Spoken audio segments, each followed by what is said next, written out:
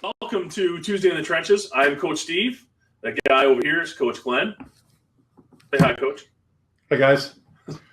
All right, and we are the owners of TrenchTraining.com, where we train offensive and defensive linemen and other football players for that matter. But we focus our efforts on learning and teaching offensive and defensive line technique. And we do this show each Tuesday night. It's called Tuesday in the Trenches, and we discuss various topics around youth football, high school football, football in general, leadership, pretty much anything that goes along with sports and the things that we really dig and the things that we are really into and a lot of the stuff that we're trying to teach. So, again, we're live on Facebook tonight, which is cool. And we are also going to tell you that right after the show, we're going to do a live Q&A for our Facebook private group. To get in that group, all you need to do is go and sign up for a free membership on TrenchTraining.com. It's absolutely free. All you do is enter your name, your email address, and create a password. For that, you're going to get access to our private Facebook group where we're going to do things like this, private Q&As, as well as other content and things specifically for members. You also get access to several of the content items that we have that's exclusively for members. And that membership is absolutely free. There's no cost. Just go to TrenchTraining.com, hit the register today button, and it's all good. So that's it. All right, tonight we are going to talk about how to win in the off season. I wrote this article yesterday, day before yesterday, Sunday night, and I started thinking about some of the things that we've been talking to parents and families and kids about over the last year, really, about the things that they can be doing to get better. And it's not just trench training. There are a lot of other things, and we're going to talk about a few of those tonight, and really focus on what your next steps are, because we're winding down the football season. This weekend we have the state championships for Wisconsin high school football on Thursday and Friday. I believe it's the quarterfinal round the semifinal round for Illinois high school football. They have their state championships next weekend, Thanksgiving weekend. So the high school seasons are winding down. The youth seasons are pretty much all done now as well. And we have a lot of people wondering, what do we do next? What are we going to? What should we be working on? What should we be doing? And that's one of the things that we want to talk about tonight. It's giving you a few tips about that. The first thing, and we've been preaching this a lot as long as we've been going here in trench training over the last year, and it's play other sports. Whatever that sport may be. It could be basketball, it could be wrestling, could be volleyball, it could be, whatever other sport you'd be into in the wintertime, hockey. There are a lot of other sports that you can do in the winter. And it's our recommendation that you experience as many sports as you can. And the one thing that I always come back to when we talk about this, Coach, is competition. There is nothing like live competition, regardless of what sport you play. So every chance you get to compete, you should take it. And that's one of the biggest reasons I see to playing multiple sports is it gives you that opportunity to compete year round when you're playing multiple sports. What else do you think, Coach, about multiple sport athletes and why playing other sports is important? Well, I think and I'm going to go specific to offensive defensive linemen. One of the big things that I hear college recruiters say when they talk about bigger offensive and defensive linemen is that they need to have quick feet. And if you're only playing football and you're only lifting weights and you're only doing the off-season workouts in your local high school, there's not as much opportunity for you to work on different types of footwork. And when I say this is, and I can think of a couple of people that I know who didn't play basketball, didn't wrestle, didn't go out for other sports. The only sport they went out for was football, and they ended up playing at Madison.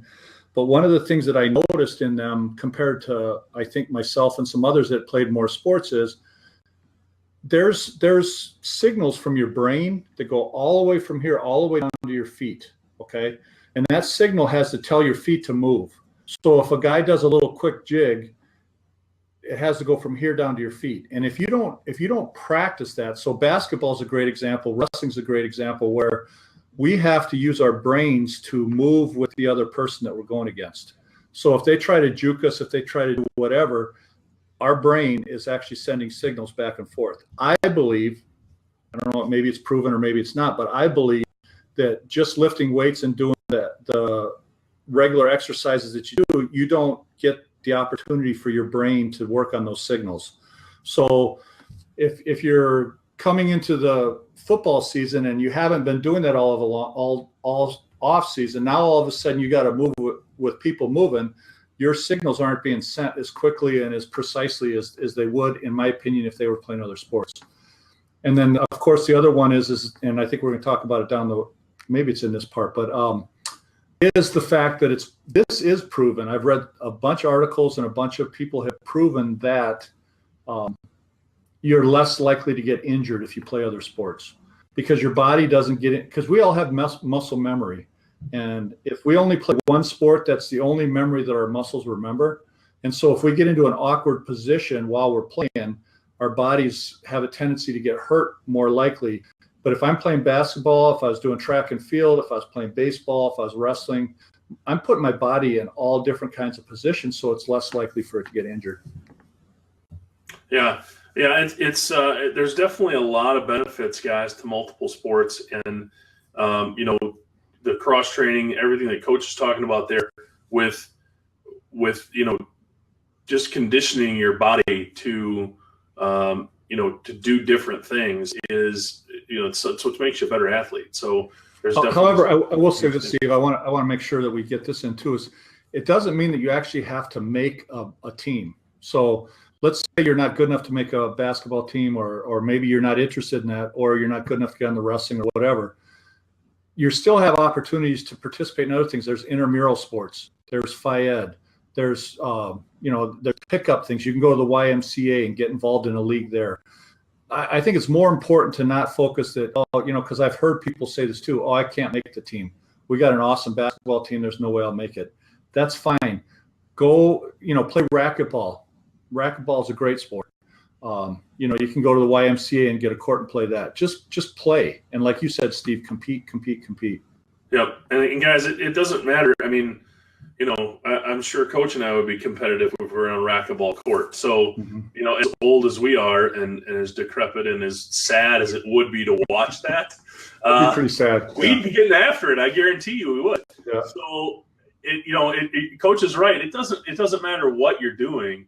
It's the matter of competing and staying active. That's another thing, and just keeping your body moving in a way that's not just a weight room. It's not just working out. It's actually, I really think using your brain, just having to use your brain in a different way in sports rather than just in the weight room. So I think that's really important. Good points, Coach. All right, the next one is drill the skills, and obviously this is where. We feel trench training is a huge benefit, but it's something we talked about a couple weeks ago with our offensive linemen, skilled players. We believe they are. We believe there are a lot of skills that linemen, both offensively and defensively, can be working on throughout the year. And some of it is workout related, some of it is strength and core and balance and all those things. But some of it is actual position-specific skills. It's getting in your stance, it's taking off, it's footwork, it's steps, it's punch, it's all those things. If you're a center, it's snapping the ball. If you're a defensive lineman, it might be pass rush moves. Obviously, you can't work on that stuff enough, and yet. Most linemen don't work on that except when they're in camp or in season. And really, they don't work on it a lot in season. They're just working on it in camp. The actual drill work, those are drills you can be doing all year long for 10 minutes a day, 15 minutes a day. It doesn't have to be a lot, but it's the repetition. It's keeping your body and your brain using those movements and doing those skills on a regular basis. That's the only way your body, it becomes second nature. And that's what you're looking for. You're looking to not have to think about a lot of those skills, and instead you're just doing them. And then the thinking comes in more adapting and what am I thinking about here? About being able to react when things get difficult and things change, and you're not thinking about the mundane, the skills, the things that you've been drilling, and instead you're reacting to plays and games and other players. Does that make sense? It makes absolutely makes sense. And I think the thing too is that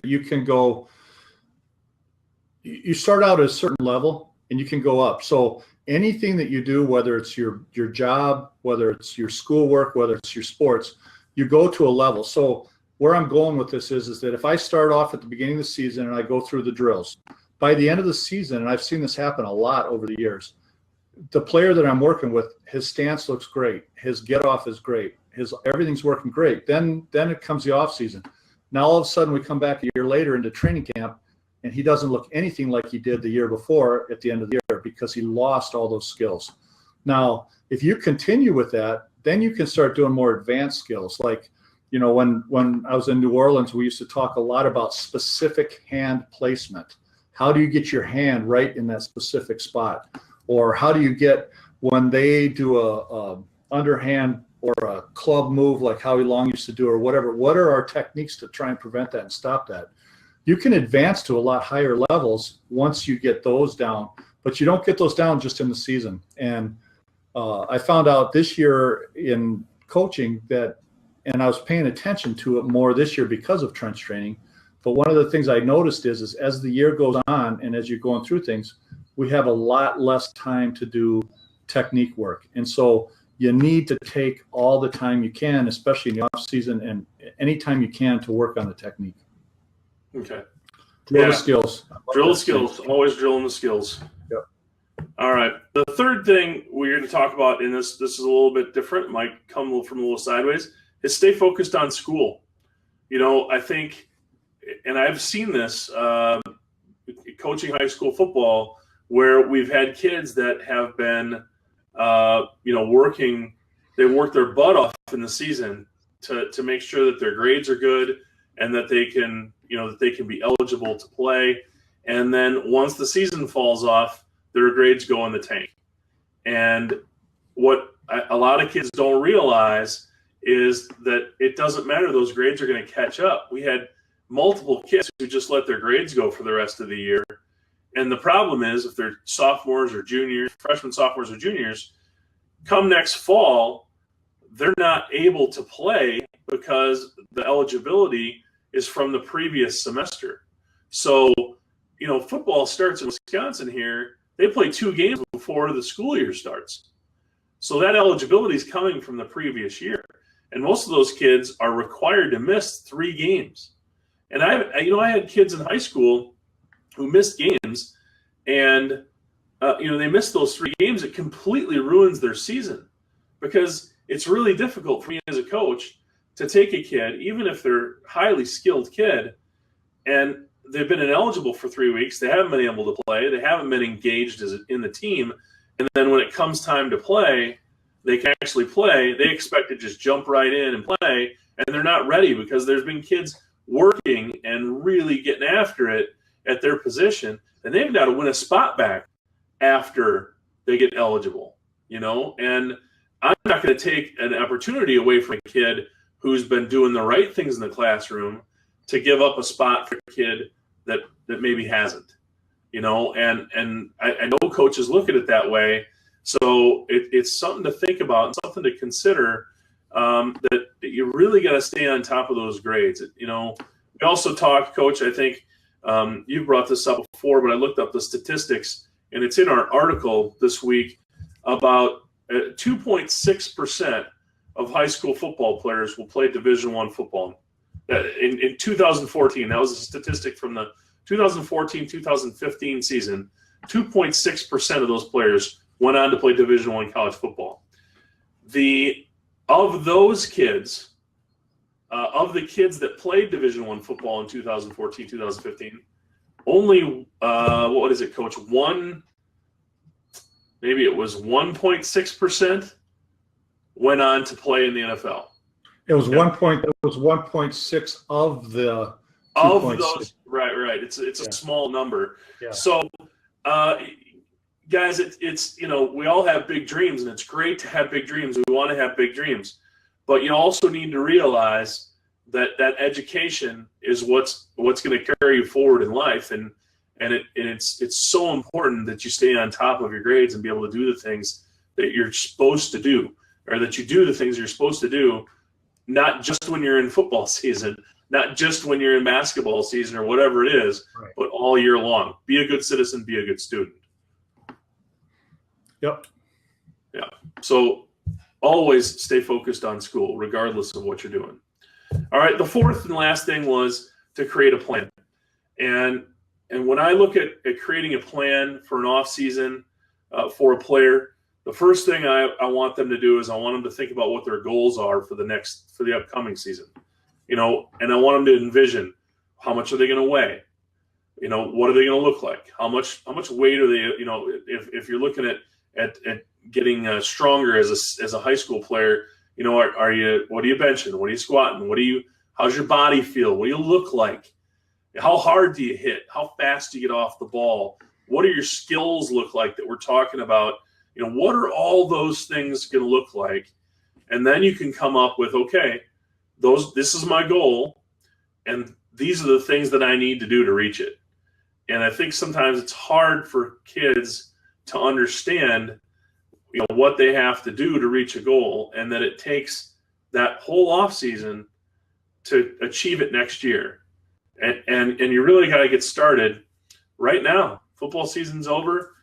It's good to take a break and let your body rest. But when you get healed up, it's time to get back at it and get ready for your next season. And if that means you're in basketball, or you're in wrestling, or in hockey, whatever it is, or you're playing another sport, there are other things that you can be doing. That's what we've talked about already. But it requires a plan.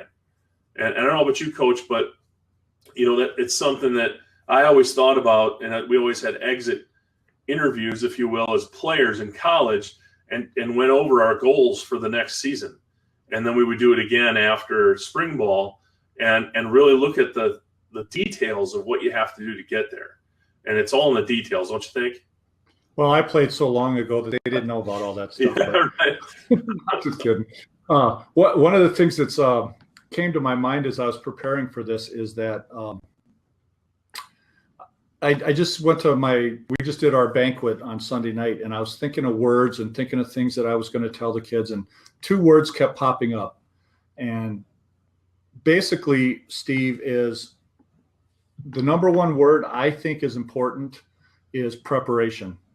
And what you're preparing for is adversity. So the two words that I thought of was preparation and adversity. And when I look at how, if you're taking, like I was working with the freshmen, so the freshmen are going to be trying to go to the JV next year or varsity. So they've got to start preparing for it. And why they're preparing for it, and they need to start preparing now, is that there's going to be adversity that's going to come up. Every sport, you're going to have adversity, and it could be something that's an injury-related adversity, or it could be another kid moves into town that's bigger and stronger than you. And if you don't prepare to the maximum, there's a good chance that kid could potentially beat you out of the position. Even though you started all year as a freshman, you may not start as a JV guy because you didn't prepare harder than the guy that moved in. So don't only compare yourself to the people around you. Try and as the Good to Great books and all the books that I've read about exactly what you're talking about. Tony Robbins talks about it. Jack Canfield. All these guys talk about perceiving and preparing for you to be great. And I think it's really important. And I would have loved to have known about this stuff when I was a kid, because now that I'm older and I'm starting to do it, it really makes a difference. So preparation for adversity is starting right now. You guys have to start preparing yourself for the season coming up, which is going to have a lot of adversity in it. So, I think what you said is, you're envisioning it. How much do you want to weigh? How much do you want to bench? How much do you want to squat? How fast? What do you want to run your 40 time in? More importantly is what do you got to do to get yourself in a position where you can compete against anybody? And it starts with preparation and it starts with planning. Yep. Well, and to go along with that planning, we did an article a while back about time management. And I think it's something to really focus on, because if you are, hopefully you are playing other sports and hopefully you are involved in other activities. And if you are, you have to do a real good job of managing your time. I remember when I was a high school senior, when I was a junior, I was all set to quit playing basketball. I was going to lift. I was going to get strong. I wasn't going to worry about other sports. I was just going to be a football player. And I had a very smart coach and my dad talked me out of that and said, no, basketball and baseball are going to be so much better for you. You need to keep playing. Really glad I did. But in my senior year, because I did want to get bigger, I did want to get stronger, I did want to work on those things, I had to really manage my time, and that meant getting up early and going in and working out before school, and I had to get my lifts in and my workouts in before school so that I could practice after school and get my homework done at night. And it just took time management. I mean, that's really all it was figuring out my schedule. And hopefully as parents, we should be helping our kids do that. Explain, okay, these are the things you're going to accomplish. This is what you need to do to get to that place. And if it takes workouts and skills training and all that stuff, we need to find time in your schedule, and you have to work a schedule. You can't just say, well, I'll get to that on this day and I'm going to try and get this done. You got to have a schedule. You got to stick to it. And you got to be disciplined. And it's hard, really hard for young people to do that. There's no question. And old people. Yeah, it's hard for me to do that. I was just gonna say, I have a hard time. We know how hard it is, but then it comes down to how bad do you want it? Because that's what's going to determine your success is how bad do you want it, really. And many of you out there that are watching this, you're players, and it really does come down to what Steve said. How bad do you want it? And you will find out how bad you want it. You watch a guy like J.J. Watt, or you watch a guy on your high school team that never plays, and you can look and see how much effort they're giving, how much preparation they're doing, how much they are doing for themselves to get ready. And it's very obvious from somebody outside looking in. You can tell those that have the passion that really want to do it and those that don't. So if you really have the passion, prove it. Prove it in the off season, because that's what's going to make a difference come fall. And there's no shortcuts. I used to have coaches tell me that all the time. You can't have shortcuts to being great. You have to put in the time and you have to put in the effort. Yeah, for sure. And okay, so we've got what we talked about tonight. We have play other sports, drill the skills, stay focused on school, and definitely create a plan for your off season. I think those are great tips. I think those are things that everybody should be considering and looking at right now as they're prepping for their off season and what they're going to do to get better for the next year. So we have one announcement. I mentioned it on the Facebook Live earlier today, and that is in 2 weeks from tonight, November 29th. Coach just confirmed it. We are going to have on NFL lineman Nick Hayden as a guest here on our show. So that's 2 weeks from tonight, and we are super excited about it. Nick is a guy that played at Arrowhead, then went to the Badgers, played very well for the Badgers, and got drafted and played in the NFL for I think about 8 years, if I'm not mistaken. Yeah, 6 years. I think he was drafted in 2008. I think so. Played with Carolina, played with Dallas, finished up I believe with the Browns on their team. So. Who knows, maybe he's going to be playing again, but yeah, I'm excited to have him on here, and this is our first guest, so I really hope you guys can come on November 29th to watch, and also ask questions, because we are going to have a Q&A after. So get your memberships. Get your memberships. For sure. And that Q&A is only going to be available to members. So we are not going to do chat and Q&A in Huzza here next starting that Tuesday. So we'll do it this week. We're going to do it again next week. But starting the 29th, we're not going to do our chat here on Huzza for that, specifically for that night. We may bring it back, but for that night, we're not going to. We're actually going to then do our Q&A in our trench training community. And I do understand, I've seen some comments on Facebook here that Coach's audio wasn't working properly. So we're going to try and iron that out next week. So we kept Coach quiet. That's a hard thing to do, right? But we did it. But we'll have the replay up. We will always have the replays available. We had a couple that have some sketchy audio. We're even going to get those up, even though they're not great. But we'll have all the replays up on our trench training website under the Tuesday in the Trenches tab. So you can catch the replays there. But again, if you want to be in that Q&A, then you have to be a member. All right. So we're going to head over there right now. We're going to attempt it, Coach. And I'll probably have to talk for you. Yeah. But we're at least going to go. Yeah, Coach is going to do sign language, and we'll figure it all out. But we're going to head over there just to test that out tonight into the community. Next week, I believe I have a fix for Coach's audio, and we're going to test that out because we're going to need it to work by the 29th. Otherwise, we're just going to be on Huzza. And we really want to be on Facebook here too. So, all right, guys, that is it for tonight, Tuesday in the Trenches. Coach, any last words here? Play big. Cool. Exactly. Play big. Have a great week. We will see you next Tuesday on Tuesday in the Trenches. Bye-bye, guys. Have a good one.